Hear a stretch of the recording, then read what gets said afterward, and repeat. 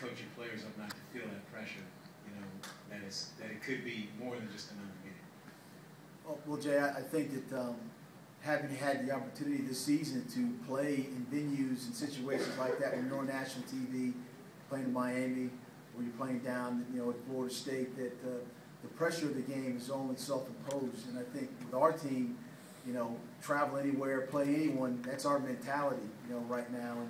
And you know, obviously the Georgia Dome is a venue that, you know, will probably be filled with a bunch of, you know, bunch of fans, and maybe particularly they might have more than we have. But whether it's a home or away game, you still play the game the same way, and whether the crowd's in it or not in it. So I think the opportunity to play is what's more important to these guys than, you know, the actual, you know, where we're going, who we're playing, and the opportunity, as I said before, about playing one more game and having a chance to win 9 games here, which I don't think has been done very often. When you look at the history of the program over the years, but if it's an opportunity to do that, then you know, that's what we're looking for. That's the challenge. Hey, Gary, Jeff White, VirginiaSports.com. When you look at the history of the game, how much do you think the move indoors to the Georgia Dome in '92 has had to do with the sellouts and the popularity of it?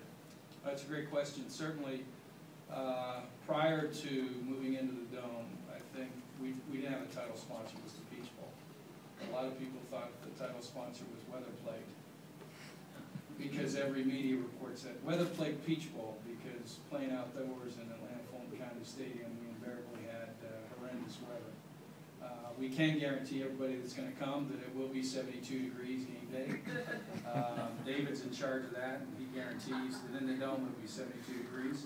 I think, to answer your question, we've had the partnership with the ACC and SEC has certainly helped us with our sellouts. Moving in the Dome has been another positive. I think playing in an unopposed TV time slot has helped us build our brand, where we've had 4 of those top 10 broadcasts. And then I think Chick-fil-A being our title partner, I don't like the word sponsor. You got to develop partnerships. And we've developed a partnership with Chick-fil-A that has ingratiated ourselves to them and them to us, where it's really helped build our brand and allowed us to do the things we've been able to do, where we've been able to grow to take the first pick of the ACC. Prior to I think 2002, we didn't have the first pick. So we're now the first pick after the BCS, and we're able to select teams like Virginia and teams like we've been able to have to make those sellouts happen. We'll take 1 or 2 more questions, then we have some student athletes from the football team who we will invite up to the podium area for questions. Hey, Mike, Norm Wood from the Daily Press. You obviously didn't have a chance to tell us much about Auburn before when we talked with you. You didn't see much of them. What are your early impressions, scouting-wise, of them? Clearly, they've got the second most productive back, I guess, in Michael Dyer, second most productive back in the SEC. Got a pretty unique offense. I guess they probably had to strip down a little bit this year because they don't have Cam Newton anymore. But what have you seen so far? Well, you know, I tell you, Norm, the first couple of practices that you're afforded when you have you're bowl eligible, and this is, you know, this is basically what we've done, is we've developed it or devoted it towards the development of our younger players, guys that are redshirt.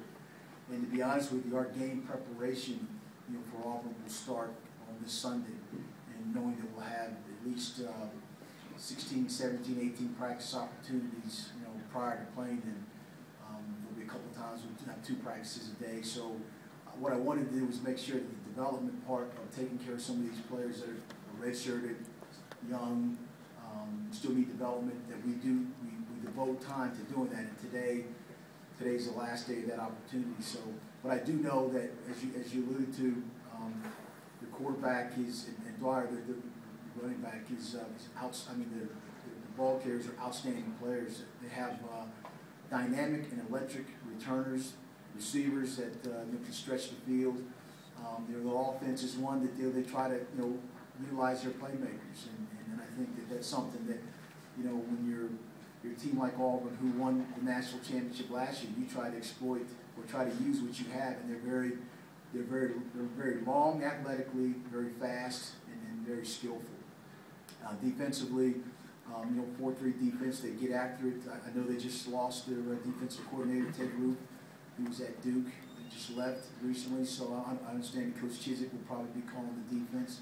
So I don't anticipate much of a change, you know, from from the standpoint of, you know, philosophy, but I do know that, you know, there is something that they have to do with in that standpoint. But again, you know, have players that are outstanding players, very fast and athletic. So, but we will put 100% you know, time and effort into the game planning for them on this Sunday after we take care of another aspect of developing our team. Last question.